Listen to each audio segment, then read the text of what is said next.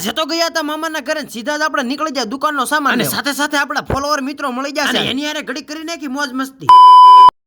તો શું કઈ મિત્રો મોજમાં ને આજ તો સવારમાં 6 વાગે બ્લોગ નીકળી નાખી શરૂ અને સવારમાં આપણે આવી જાય દુકાન અને અહીંયા થોડા ઘણા મીઠા માવા વળવાનું કામ કરવાનું. હાલો ફટાફટ કામ કરી નાખું પૂરું અને પછી સીધો જ આવી જાઉં હું ખાંભા, કારણ કે આપણે અહીં લાવવાનું તો દુકાન હતું સામાન, એટલે સીધા જ આપણે એક દુકાને પહોંચી જાય ને અહીંથી હવે આપણો બધો સામાન લઈને જવાનો અને બધો સામાન પેકિંગ થાય છે ને થોડીક જ વારમાં આપણે નીકળવાનું અને ફાઇનલી વખત આવી ગયો, બધો સામાન થઈ ગયો પેક અને હવે આપણે ગાડી લઈને નીકળી જાવી ઘર. અને ખાંભામાં પણ ખૂબ જાજી ટ્રાફિક હતી, પણ આપણને તો કઈ ટ્રાફિક નડે નહીં એટલે ફટાફટ ફોર્ચ્યુનર ગાડી લઈને નીકળી જાય અને ફાઇનલી પછી બધો સામાન મૂકી દીધો દુકાને હું નીકળી ગયો સીધો ઘર. અને રસ્તામાં જવો કાંક નજારો છે તો આપણને ફોલોવર મિત્રો મળે, આ બધા મિત્રો મારા વ્લોગ જોતા હતા, તો બધા આવો નવો સપોર્ટ કરતા રહેજો.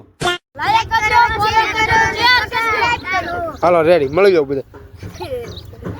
તો બધા ફોલોવર મિત્રોને મળીને હું સીધો આવી ગયો ઘર અને જેવો ઘરે આવીને જોયું છે તો આપણે હાલતું હતું પ્લાસ્ટર કરવાનું કામ અને ઘરની આગળ ઓસરીમાં કાંક એટલું પ્લાસ્ટર થયું આવી રીતે કાંક પ્લાસ્ટર નું કામ થયું છે, કેવું લાગે જરા કોમેન્ટમાં જણાવતા હતા. પછી આપણે કરવાનું હતું પ્લાસ્ટર ને પાવાનું કામ, તો હવે ફટાફટ લાગી જાવી આપણે કામ ઉપર. તો પ્લાસ્ટર પાવાનું કામ કરી નાખ્યું આપણે પૂર્ણ અને બધી જ લાઈન આપણે હકેલી લીધી, કારણ કે આપણે થોડીક જ વારમાં જવાનું હતું ઘર તરફ. તો આપણે આવી જશે ઘરની બહાર અને આપણે ડેલીએ મારી દીધું તાળું અને હવે જવાનું હતું આપણે ઘર તરફ. તો ફટાફટ હું મારો ભાઈબંધ નીકળી જાય ઘર તરફ અને ઘરે જતા પહેલા હું સીધો જ આવી જાઉં અમારા ગામના બસ સ્ટેન્ડ, કારણ કે આપણે થોડી ઘણી વાર અહીં બેહવાનું. અને આજનો વ્લોગ હવે હું અહીંયા જ પૂરો કરી નાખું. તો બધા ભાઈઓ પ્લીઝ લાઈક ફોલો અને સબસ્ક્રાઇબ કરતા જાજો.